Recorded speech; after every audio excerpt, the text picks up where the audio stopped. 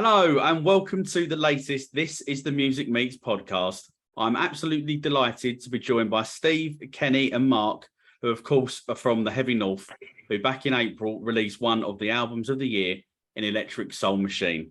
Lads, thanks very much for coming on today. How are you all doing? Yeah, Sam, thanks very much. Yeah. Nice one, mate. Cheers for having us. Yeah, cheers, Mark. Great stuff. Really looking forward to this. And obviously, as you guys know here at This Is The Music, we like to shine a light on bands and artists like the Heavy North, who are obviously emerging on this sort of very exciting new music scene that we've seen over the last sort of 12 to 18 months or so. So for you three, have there been like any bands or maybe a solo artist that have kind of like caught your eye that you're really digging? Constantly, yeah. At the minute, absolutely loads. Psycho Comedy, really good. Mexican Dogs, I've been enjoying what they've been putting out. Yeah, like them. I played with recently was really good. Like all the artists on that kind of like up and coming Liverpool scene, like everyone on that bill, the month of Camp Awareness, like they're all ones to watch. I think that was a decent lineup. Yeah, and there's lots of great artists in with the kind of in your ears crowd as well that we've kind of got to know over the past 18 months or so. So we like to Shed Projects and Jay Tennant and artists like that. Yeah, yeah. I mean, I'm loving Jay as well. He's one of the, how he's not got a deal yet, I do not know, but hey, that's another story. So obviously we're going to come on and we're going to talk about the album Electric Soul Machine and the upcoming tour, obviously that starts next month in a little bit. But before we do, I'd just kind of like to know a little bit of background into you three personally. So how did you kind of like first get into music? Have you got any like, first memories, of picking up the guitar or anything like that at all? I first started getting into music. My dad used to be cutting the grass in the garden, and he'd always be playing like Fleetwood Mac, the Rolling Stones, Van Morrison, stuff like that. Yeah. And yeah, I was probably one of the people who got caught on the Oasis wave when they were out. And everyone wanted to play guitar then. It was like, you got into Oasis, Ocean Colour Scene, Paul Weller, stuff like that. So yeah, everyone wanted to pick the guitar up then, I think. And luckily for me, there was free lessons going on around the corner from where I lived. So me and a few mates went to do that when we were about 17. I never even used to sing. Never used to sing or play nothing. And wow. I used to just sing to accompany me playing the guitar. And It turns out that I'm a much better singer than I am guitarist.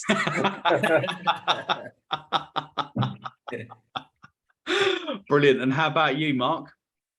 I wish mine sounded like I had some kind of like, moments where I saw it all come together. So I think, as far as I remember, I started playing drums when I was like 8. But it was more like an after school thing. It was just like, I was like music service. It was like one of those, like, I can't even remember how it came up. It's just something I started doing. I was in like the percussion groups and orchestras, like the ThisIsTheMusic music service. And then when I was like 13, that's like Kenny said, at some point, everyone just wants to pick up the guitar, don't they? Yeah. I went to my school, so like started learning guitar, and then someone just turned around to me, Mark, you play drums, don't you? I was like, oh yeah, do you want to play in our band? Yeah, all right. And then I just kind of did it since then, just not look back. So yeah, that was it really. Sure. And how about it for you, Steve? I started probably playing, I played bass guitar in high school. So I think when I got to maybe 14, 15, again, quite similar. I was in a little circle of mates and we thought it'd be quite cool to maybe a bit on that Oasis scene, a little bit. And I ended up being lumped with the bass. I kind of learned that for a couple of years. But then when I was about 16, 17, in one of my first bands, I actually I met Kenny through that. So I joined a band with Kenny and a few lads from over his ways playing bass. And then after a couple of years, I played in and out of various bands, and I ended up moving on to playing keyboards. I just ended up just being kind of given a little kind of Lecky Casio high school keyboard to have a go at. And then since then, I mean, it's kept me on my toes, to be fair, because I don't think I don't class myself as a kind of accomplished keys player, so it kind of keeps me on my toes. Whereas I'm still all right on the bass, I like to think anyway. Well, you sound pretty good to me. So, Nice one, mate. so how then? Obviously, you just mentioned there, like Steve, Kenny. Obviously, you got to sort of kind of look together from like the local, music scene. So then, how then did that all come together then with the Heavy North? Well, I've been in a band with Jose for years, like probably for about 12 years, something like that. Me and Jose have been playing together. And then our last band just like, fizzled out. You know, it was one of them, it just run its course kind of thing. And we were just saying, oh, we're gonna have to do so, you can leave it for a little bit, but then you get bored, you know what I mean? So yeah, you're gonna have to start talking to people in the house. Me and Jose were like, yeah, we'll start a new project. We'll try and sort something out. So I knew Jose was still game, and then Steve's someone who I've been like ever since I was in a band with him when we were like 20, like 18, 20. I've always tried to get him in whatever band I was in, and he's always fucked me off. Yeah, I'll come down for a jam. Yeah, sounds. Yeah, you make it sound bad, mate. Well, that was when he answered the phone. Hello, you are through to Stephen Penn. I can't pick my phone right now. Would you leave a message? Brilliant. We never got back. Luckily, we were at one of our mutual friends' weddings, and I think I caught him when he was a bit drunk outside. I was like, "That right, you? What are you doing musically at the minute?" And he was like, "Oh well, nothing. Because he'd been in a band for a while, and you mate, Wicked Whispers, and they just come to an end, and so I was like, right, we're going for a jam. We're going for a jam. Going right now, yeah. Yeah. Jose, I've got a keys player. That was it, yeah. It was like the Blues Brothers. I was just turning up at random venues like that. Right, you're coming. Band back together. Yeah.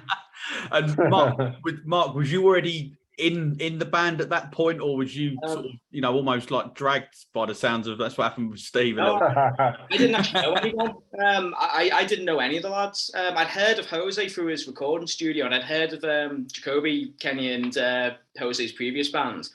Right. But I was doing like bits of session work here and there. I was between bands, and I was doing bits of studio stuff, bits of live stuff for bands. And I think Kenny caught wind of me. I think he. I think I can't remember what it was. I think I had something online or. Sorry, Kenny's having a. I just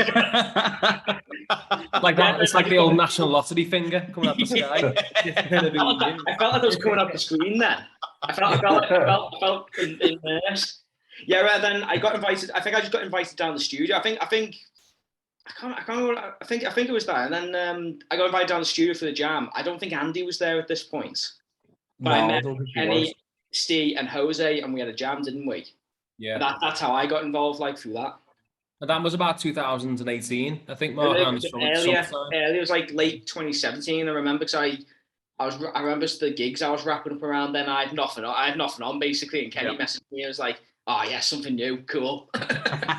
Yeah, brilliant stuff. So kind of like sort of fast forwarding, like a little bit, to be honest. Obviously, you guys are quite active, aren't you, across like social media, and obviously, keeping in touch with all the Heavy North, the fans and stuff. So, do you kind of like enjoy like that side of things, and do you feel that like social media has been a good tool for the band? We let Steve do it. Let him loose. I mean, yeah, to be fair, I do quite a lot of social media for the band as well, and I think it was something which really took off during the first lockdown in 2020, and we kind of thought, well, we can't be performing live, so we want to utilize this as best as we can. And because I'm quite helpless when it comes to like the studio stuff and some of the technical stuff, so I thought I can't really be doing a lot of the kind of production stuff, but what I can do is know how to send a tweet out here and there. So we're quite fortunate as a band that I think there's different skill sets within the membership. So like obviously Kenny's our kind of main songwriter. We've come up with a lot of the ideas for some of the tracks. and Mark and Jose within their own rights are producers as well, and both Yep. Andy and Jack as well.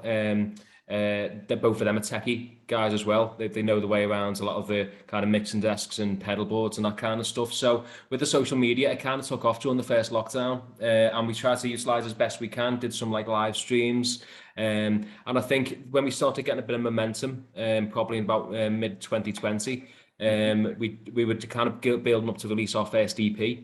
Yeah. And that kind of helped, and particularly for Twitter community as well, because I think when the band started out, I wasn't really into Twitter that much. I used to do it to, have a rant about Everton every now and again, or look at the footy scores and stuff, but it wasn't, I wasn't using it necessarily as a band's kind of platform. But then we met, obviously, people like yourselves through social media, a lot of the In Your Ears community.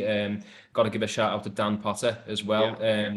Who kind of got in touch with us and said, do you want to join one of his listening parties? And then since then, I think we're quite fortunate that we kind of built a bit of a fan base and a bit of a demand there. So when it came to releasing that EP in 2020, and then fast forward to this year with the album, I like to think we kind of built a bit of a demand for it. Because as I've heard Ken say before, it's like there's no point putting an album out and no one's going to listen to it.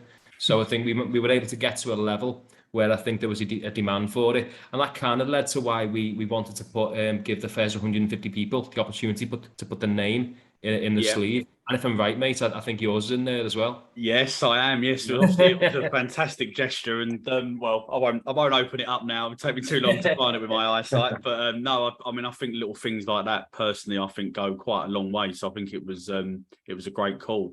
Nice one. It was Ken's idea. That can't take credit for that one. Good on you, Kenny. That's what I'm going to say. It's you. Yeah. So obviously, there we've just touched on the album just there, and obviously it's been fantastically well received, across the fan base and obviously like critically as well. So was you all, how pleased are you with the reaction that you've had to it? Yeah, we're over the moon with it, to be honest. It's so nice as well because we've had a lot of these songs for a while. So, giving people the opportunity to actually learn the words. Yeah. You know what I mean? Which does me massive favours because obviously if I forget them and to see someone singing them back to me, it's like that again.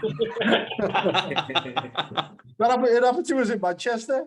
I think it was Roy Foster. Roy Foster was singing about all the words and I was like, oh, shit, oh, that's it, well, right.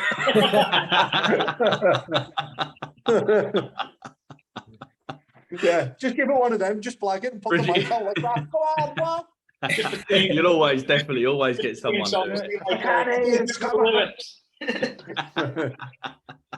Brilliant.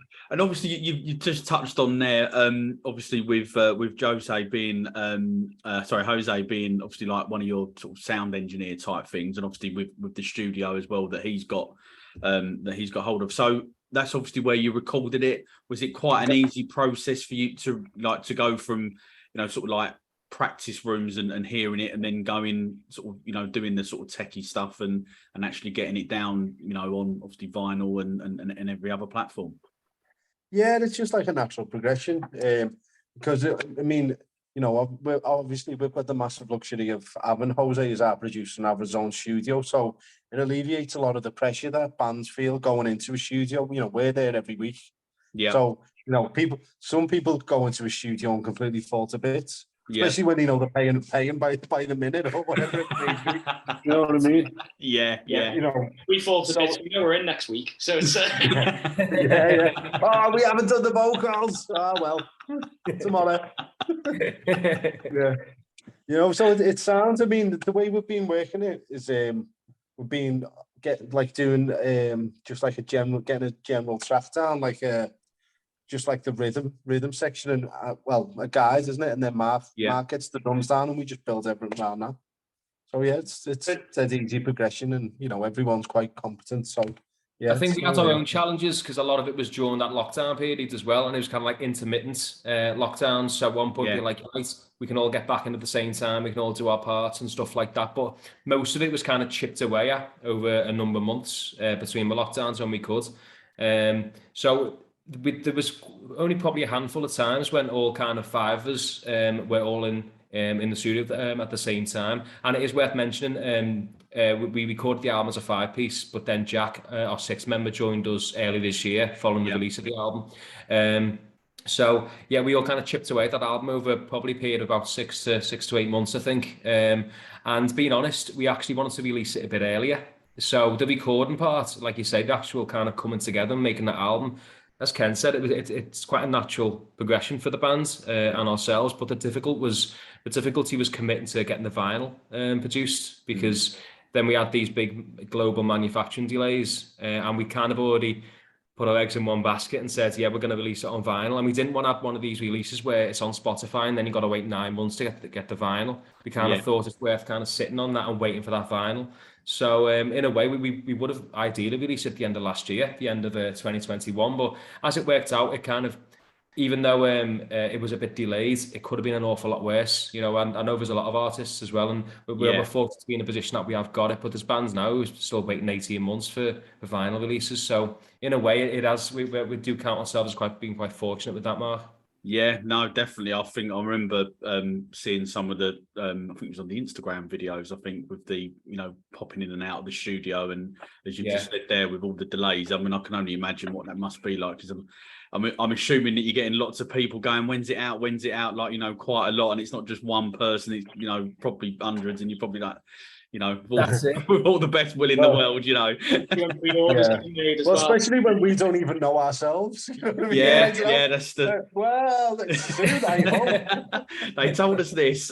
That's it. And the thing was, because like we said before, I'm you know, all the lads have got access to the social media stuff, but I do quite a lot of the posts and stuff. But then I was thinking, lads, we've taken money off people here, like last August, and the vinyl's not here yet. What are we telling people? And then we're not getting told the kind of accurate stuff either. And it made it a bit worse that we had everyone's names kind of on the artwork as well. So people are sitting there going, oh, I'll have it for Christmas. Think, oh God, he's been optimistic. Do you know what I mean?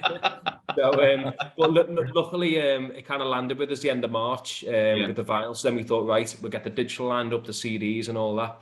But we weren't intending to do a kind of our own UK tour in April.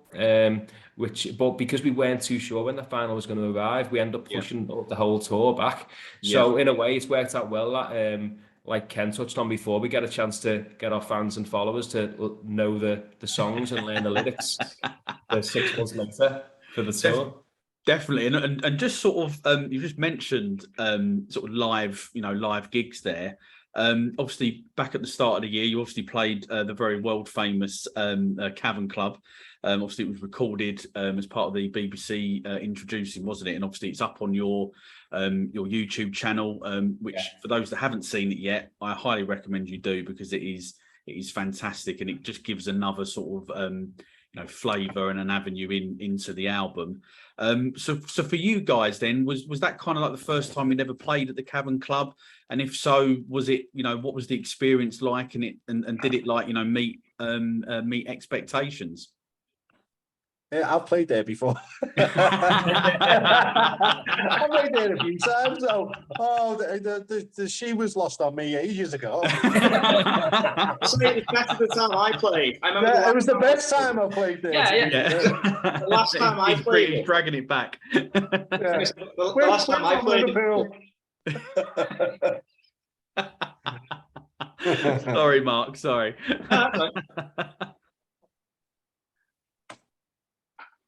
Sorry, Mark. Oh, no, sorry. I was going to say, last time I played it, there was no one there, and I think we made £2.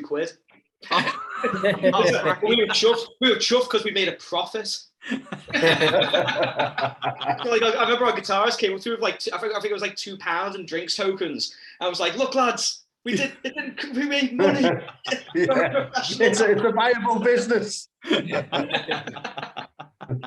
No, that gig was I think that was a big kind of landmark thing for the band as well, because not only did we have the opportunity to have it recorded for the BBC, but with it being a Wednesday night in January, where you wouldn't have thought a lot of people might be going out, people saving money, people on diets, Straight after lockdown as well.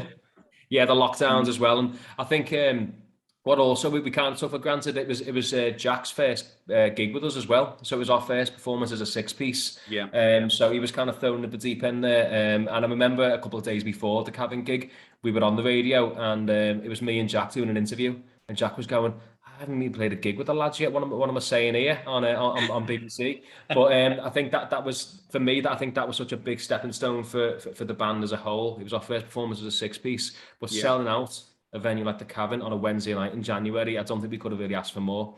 So when the opportunity came to kind of capture that and record it, like you say, it's on our YouTube now, if any listeners and viewers want to take a look. I think that was a good moment for us, and we thought, right, there's a thirst now for the album, and that was, 2-3 months later, it was in people's hands. So it was a good, really good stepping stone for us to start the year off as well. Yeah, sure. And talking of obviously other iconic venues, obviously in the city, obviously you played at the M&S Bank Arena, obviously back in 2020, obviously as part of the Liverpool Digital Music Festival. So obviously, unfortunately, obviously we've touched on throughout this, obviously that was smack bang in the middle of the of the lockdown. But I'm guessing maybe at one point an ambition within the band to get back there and play in front of a full house.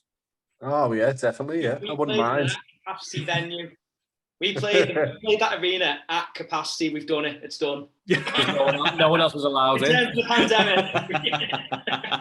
Yeah. So sold out. Yeah. Well, there you go. Yeah. There's an asterisk next to it, but we can count. Oh, it was a boss gig, that one. I think it was just a bit of a surreal experience as well. We'd all been to that arena in different guises really, but to actually play it and for it to be streamed live. And what people may not have noticed is you don't kind of hear a lot when you're there, because it was essentially, we had maybe 1 or 2 monitors between us, I think, or maybe not even any monitors. It was getting streamed live, so you didn't get a reaction off the crowd. You didn't get, like, there wasn't really an atmosphere, except it was just kind of being in order playing a 11,000 seat and the people recording it. Well, you could. The fella at the sound extra was giving it one of them. Yeah. Come on, lads. Brilliant. Well, yeah, that was an experience. That was definitely one for the one for the books for the band. That one. So yeah, the arena and the Cavern. We're quite fortunate. It's been quite a good few years there. Yeah, definitely, and obviously, you've got an 8-day tour coming up, obviously across the Scotland and obviously England. You're going to be taking in Edinburgh, Glasgow, Newcastle, Hull, Birmingham, Newport, London, and of course Liverpool. Obviously, I know that preparations and rehearsals are obviously well underway. So, how excited are you guys to be going back out on the road again? And for people like myself that have unfortunately not had the chance to catch you live yet, what can we expect? Well, I was going to say Mark's probably one of the most excited members of the band, because he's just been setting up our in-ear rig, like our in-ear monitoring systems. Right, okay. Yeah, that's all set up now. I'm terrified it's not going to work. I've entered that stage of it. But yeah, it's going to be a weird gig. It'll be that we've been planning for a while to switch to like an in-ear monitor setup. So no wedges, no amps on stage. Everything's either going through the front of house speakers or to wireless headphones that everyone's wearing for monitoring. But it's the first time we'll be doing that as a band, and we'll be getting a road test like on tour. So I'm hoping to troubleshoot everything I can before we go out. But I'm more nervous about that right now. So you can expect us all give a Mark dirty looks on stage. Go fuck hell, man. I can see. He's got loads of bass. I'm going to be watching this now. Fucking shit. You just see everyone, because here's the thing: we'd be playing and not be able to hear anything, but it won't sound like that for front house. If you see everyone on stage panicking and looking at each other, you know our headphones are fails. Yeah, got belly up. But no, it's going to be we can't wait to get out there again, Mark. And I think it's a chance for us to play those album tracks live. And because the way that we recorded Electric Soul Machine, there were some tracks there that we didn't actually all perform together on. Over the past couple of months, we've had to kind of learn the songs as a full band ourselves. Right. So, Okay. Yeah. There's only a handful of tracks there which we'd all played as a unit together.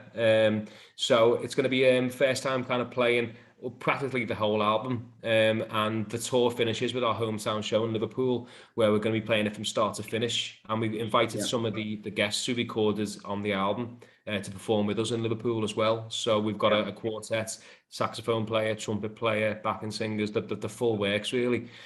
So it's I think for us that's a big way to kind of mark the album as well, and kind of put a stamp on it.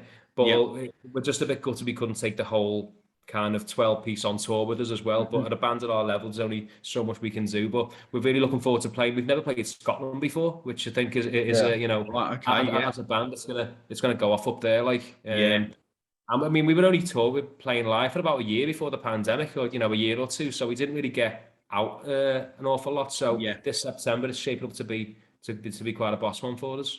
Yeah, sure. I mean, it's obviously you probably heard all the stories. Scotland always pretty much goes off, doesn't it? So they're absolutely mad heads up there. So I'm sure it's going to be great. And obviously the date there you just touched upon in Liverpool sounds like that's going to be like the last night of the tour is obviously going to be a great one. But just on still on the subject of playing live, obviously when the album came out, obviously you did a little I think you played Wax and Beans, and there was a couple of other sort of like in-store acoustic sort of gigs that you did for to coincide obviously with Record Store Day, wasn't there? So sort of how did that sort of decision come about to go and do those type of gigs, and what was the experience for you guys like going from with everyone in the band there to just sort of 3-4 of you there? Yeah, it was sound. As I said earlier, everyone's quite accomplished, but I mean we were looking, obviously we were releasing the album, so it was important that we done something to coincide with it, and it just so happened Record Store Day was just a really good opportunity. And we from Twitter we had the likes of contacts for Wax and Beans who were interested in putting us on, and they've been really good supporters of us, so we were more than happy to get involved with them. And then Collect and Survive as well, they've been really good too as well, the record shop in Crosby. So yeah, we were happy to just get in the shops and go and play in front of people and show them something a bit different with the acoustic side of it. And then we did phase 1 as well, finished in phase 1. Yeah, so really good turnout. We did 3 in-store performances on that same day, and we did kind of take different forms as well. So I think we start off as just myself, Kenny, Jose, and Andy. And then Mark joined us for the show in Liverpool that evening. But I think for me personally as well, it was a good opportunity to meet some of the kind of fans and followers that we hadn't even met in person yet. So we went to Wax and Beans, and people getting photos with us and asked us to sign the copies of the album and stuff. And I think we, as a band, we'd never really had that opportunity before, because that was just kind of coming out of the pandemic really. So and we just got the album. Yeah. So it did work out well, and like I said before, the idea of releasing it, we didn't know it was going to be April, but when it fell, I kind of thought, well, there's an opportunity there to tie it in with Record Store Day. The vinyls obviously kept us waiting for this long, so put it hand in hand with UK Record Store Day, and yeah, it seemed to go down really well. But we did, I suppose, we also wanted to push the kind of tour as well. We didn't want to do a massive show at quite short notice in April. We kind of wanted to take our time with it. And as Ken said, presenting these kind of album tracks in a bit of a different format, a kind of stripped back thing, I think it worked quite well. I was quite proud of what we did on that day. Yeah, no, definitely. I mean, looking across the videos again, as I've mentioned before, it looked, it sounded fantastic to me. And I think looking at the reaction from the people that were fortunate enough to be there, it sounded like they had a great sort of afternoon, great afternoon, and obviously early evening. So Satisfy You, which is personally one of my favourite songs off of the album, is obviously going to be featuring on a new documentary about the rise of radio station XFM. So when did you get, when you got the call for that? I'm guessing it was a bit of a no-brainer to say, yeah, we would love to be involved. Yeah, I mean, we've got to thank our mate Dan Potter for that one, who got in touch and said there's an opportunity here, and I think and he'd had a request off a few colleagues that we worked with before, Sally Newman from the Songbirds as well, and yeah, it was an absolute no-brainer. And I think there was also that connection that Satisfy You, particularly as that track, we released on New Year's Day.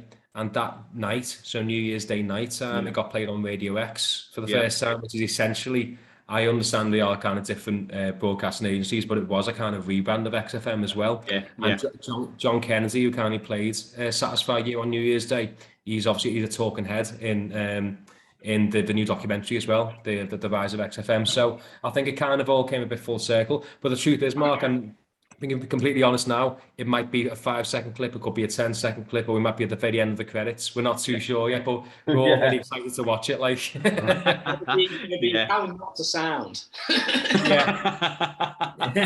Here's an example of a band that isn't going to. So yeah, we're looking forward to that one. It's a great opportunity for us as well.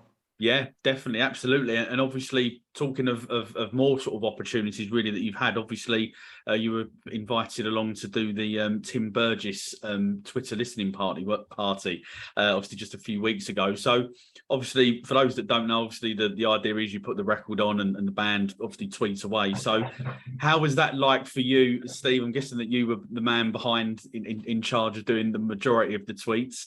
How did you find that trying to get enough in before each song finished? Yeah, it was a bit of a stress, to be fair, because like I said before, Mark, I wasn't that into Twitter when the band started out, and I've started to get my head around it. But when we got that kind of opportunity to be featured on there, it's a great platform to get that, particularly our debut album, to get it out there to the masses. So there's me saying to the lads in the studio, listen, do us a favour, join Twitter. If you're not on it yet, get on it. Give us a hand with this, because I'm going to be a snooker to you.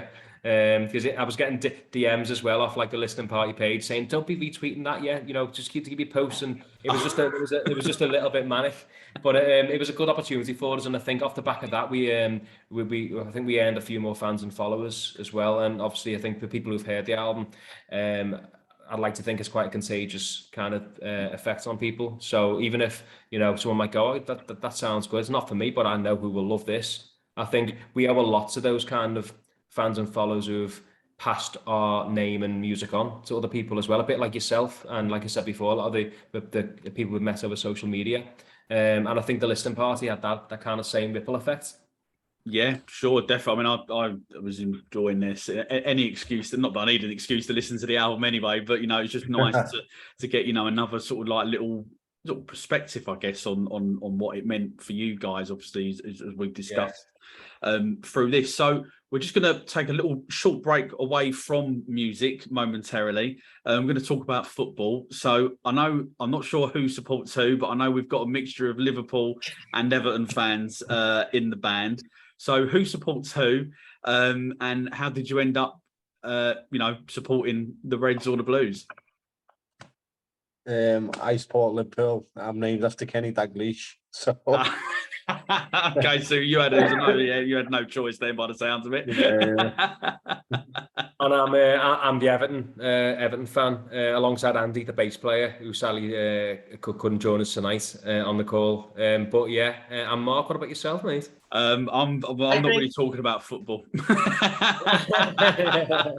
My team are holding the whole rest of the league up, and we're firmly on the bottom after Liverpool let us down last night against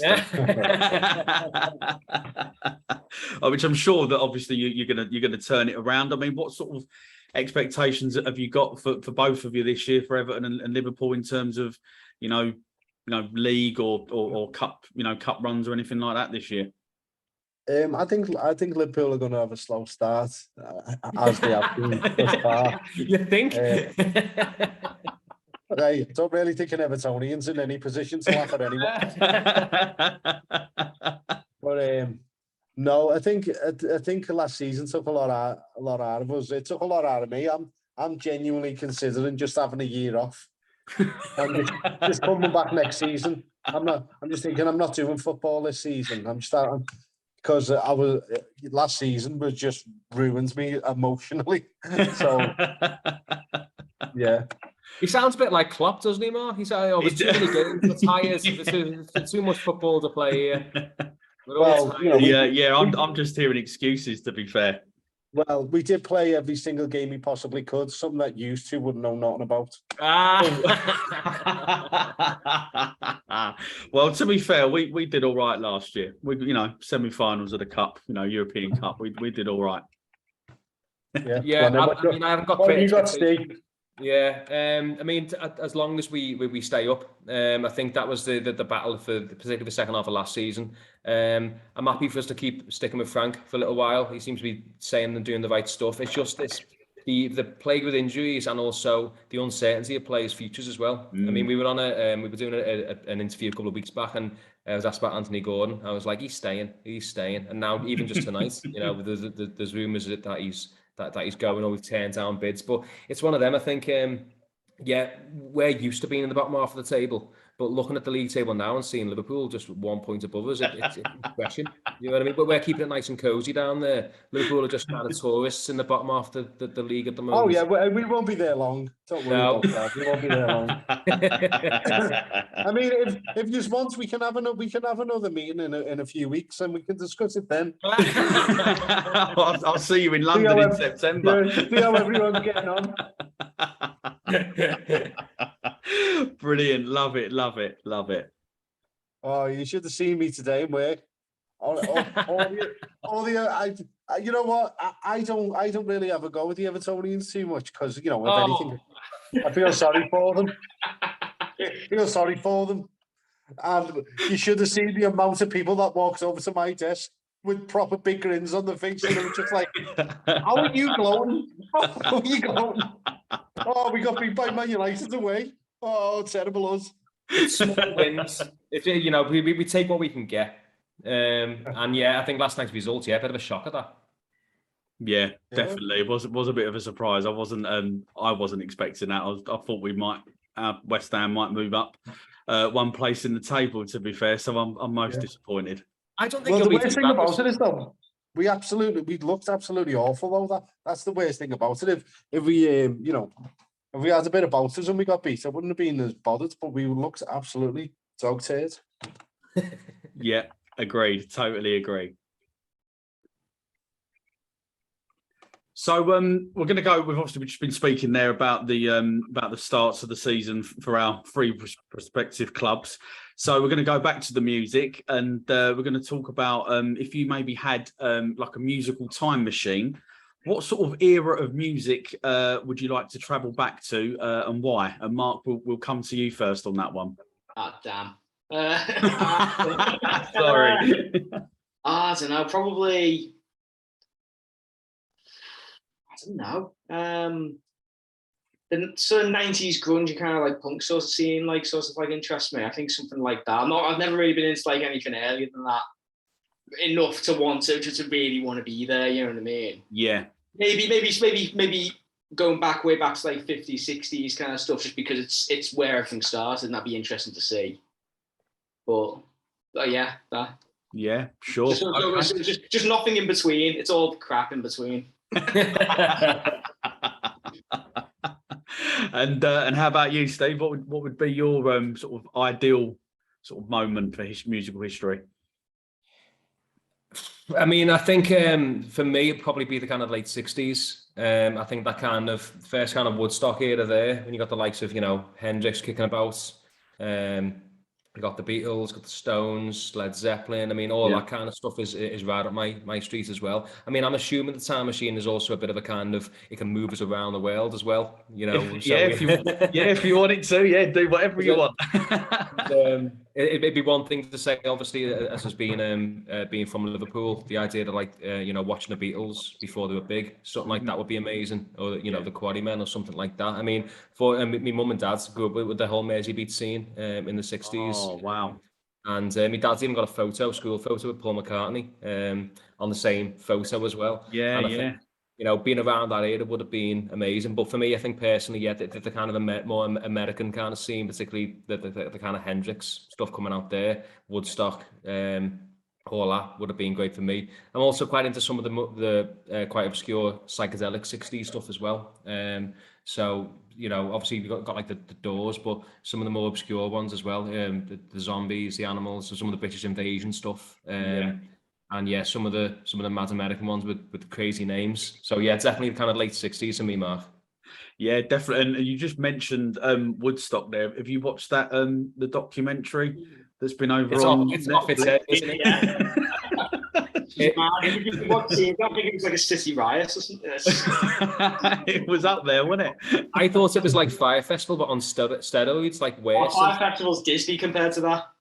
Yeah, because at least Fire Festival, they were all like influencers and models and mad people who paid $3,000 a ticket and all that. And you know, it's a bit nasty, but I can hear people saying when that Fire Festival came out, they deserved it. You know what I mean? If you don't quite know what you're getting yourself into, you're paying $3,000 for the festival on some Bahamas islands. Crazy. Yeah. That train wreck, mate. I've never seen anything like it. No. But even that lineup, you know, that was me years ago. It was probably Mark's lineup last week because Mark's went into some of the stuff. But I mean, the likes of Korn and Limp Bizkit and stuff like that. I've never really been into them. I don't know. I liked. Yeah, they weren't heavy enough for them. I like kind of like adjacent stuff too, but I was never massively into Korn or Limp Bizkit. But I was. And how about you, Kenny? What era would you like to be transported back to? I'm probably similar to Steve. I'd probably say late 60s, maybe late 60s, early 70s, potentially. I love, you know, Beatles, Stones, Kinks. But I love all the soul stuff as well. That would have been coming through there, like Sam Cooke and Otis Redding, stuff like that. Also Peter Green's Fleetwood Mac, who I'm massively into. And the Kinks, like stuff like that. Yeah, man. Yeah. What about you, Mark?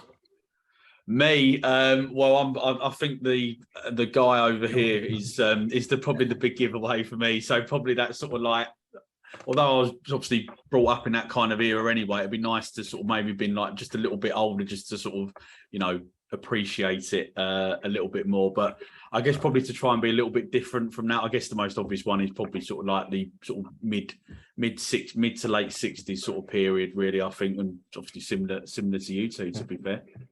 So you're a southerner, but you're more Oasis than Blair. Yeah, that was a no-brainer. Yeah, heard. When did I hear it? Remember the now that's what I got. Now that's what I call music, like cassettes. So I bought one. I was on holiday, and they had Whatever came on. It was like the very last track, and I didn't have no idea. Just sat there, just listening to it in the car. Anything other than whatever was being played on the radio, and that came on, and yeah, that was it. I was just like, right, flip it over. Try and then work out where it got back to the beginning of the song, and I was off. That was it. Dive straight in. That's good seeing that as well. Yeah, that would have been a good option. Kind of early 90s. Pops. Yeah, definitely. So for you guys, obviously, you obviously got quite a different mixture of sort of influences and stuff like that across everyone in the band, really. But if there was like maybe one cover song that you could maybe introduce into your set, what do you think you'd choose? Oof. We've got a few Individually. Well, if you want to put six songs into the, you know, obviously don't take any Heavy North stuff out of the set list, obviously. But one of the mutual like that you're kind of like is Black Keys. We've done a couple of covers of them, haven't we? Oh, nice. Yeah. It's always been a sort of mutual sort of like influence of everyone, and we did like a Black Keys. What was it? A Black Keys? Yeah, it was like a club night, I think. So we had to learn a couple of Black Keys tunes for the club night back in like I think 2019 when we were just starting out. Yeah. And because someone had heard some of our early stuff, they said if we've got a Black Keys night on, I think the Heavy North will probably suit that quite well. So as Mark said, we learned a couple of covers, but I think. Yeah, there's a few. I mean, we did a few during lockdown as well. We did a Queens of the Stone Age cover, Make It With You, and we did Breathe by Pink Floyd. And I think that they were ones where, you know, we've got our own different influences and tastes, but they were quite common grounds, a bit like Mark said then, you know, we've all got quite sensible taste when it comes to it. Yeah, sure. And this is for sort of kind of like for each of you really to answer. What would you say has been your proudest moment to date, obviously since being in the Heavy North? Probably the Cavern. Selling it out on a Wednesday night was brilliant, and like, you know, seeing so many supportive people. Like a lot of people travelled quite a distance just to come and see us. Yeah. On that show on a Wednesday, you know, seeing people taking the time off work and stuff like that just to come and see us doing something we enjoy. It's brilliant. Yeah, sure. And Mark, and how about you? Are you of the same sort of opinion as Kenny there, or is there something else for you? It's one of them, but I think for me it's just not getting kicked out the band yet. No, seriously though. I think for me it was the arena. I'm only just thinking about this now. To be honest, you're thinking about a time as well when nothing was going on, and a lot of us I felt like there was nothing, like no sign of anything coming back. To get to just randomly get to play in the middle of the arena was awesome. Like, so I think that it's such a weird gig as well because it wasn't even like your typical gig. It's just such a unique, which is such a one-off strange thing that's happened. Yeah. To play in the middle of the arena and stream it in the middle of the pandemic, like that's quite an awesome one for me. I'm quite proud of that. Like, yeah, great choices so far. And Steve, how about you? I think moving away from the live stuff, which obviously I agree with the lads. I think playing the Cavern, sold out on a Wednesday night, is incredible. Getting the opportunity to play in an 11,000 seater venue during a global pandemic, again, incredible experience. But I think for me, the periods of us getting the album, particularly on vinyl as well, and that included the moments of like, I think it was Kenny and Jack came to the studio with like boxes and boxes in the boots in the back seats of the cars to us to take them to the studio, to then us kind of packing them all the way to like a week or two later when we're playing the in-stores on Record Store Day and people are asking us to sign them. I think that as a whole kind of experience and that package of self-releasing our own debut album and selling hundreds of copies, most of which in advance, I think that's got to be my proudest moments in the Heavy North. Oh, fantastic! Great choices there, and can hear in each of you how proud you are of each of them moments. So, what's kind of like next then for the Heavy North? What are the plans for the rest of 2022? Well, we're going to finish our tour off. I'll start our tour and finish it off. And we've literally got, because Electric Soul Machine, we had it done for quite a while, waiting for it.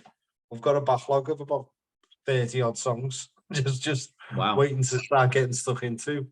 So I mean, that's without even trying, to be honest. We've probably got more, but right. Some of them are good. Some are half decent, yeah. Yeah. So it's just a case of getting through all them. Yeah. Yeah, I think we're long overdue a bit of studio time, as Ken says there, because I think it has been done a couple of festivals over the summer. We've got the tour coming up next month in September. And depending when this show goes out as well, we're also announcing our first overseas gig shortly after our tour as well, our UK tour. So we get to have a little kind of overseas show and a bit of a jolly and a bit of a kind of sign off for the band as well, and then hopefully come back and chip away at some more recordings in Jose's studio, which hopefully will, I'm sure it won't be too long into the new year. We'll be releasing some new material for our fans and followers. Brilliant, fantastic stuff. And unfortunately, that is the end of the podcast. Mark, Steve, and Kenny, thank you very much for coming on. I've had an absolute blast, and I hope that the three of you have as well. We're going to include, as Dave just mentioned there, the UK tour. We're going to include the link because I think there's very, very limited tickets for that tour. We're going to obviously include that in the episode bio, along with the gig that they played at the Cavern Club as well, that we've touched on earlier. As I say, lads, thanks again for coming on, and thank you to the listeners as well for listening to the latest This Is The Music Meets podcast, and I look forward to seeing the three of you and the rest of the band at the London gig at the Dublin Castle in September. Lads, as I say, thanks again, and I wish the three of you continued success, obviously with the tour coming up, and obviously future endeavours. It sounds very, very exciting to me. Thanks a lot, Mark. Very much. I appreciate the opportunity as well. Nice one, mate.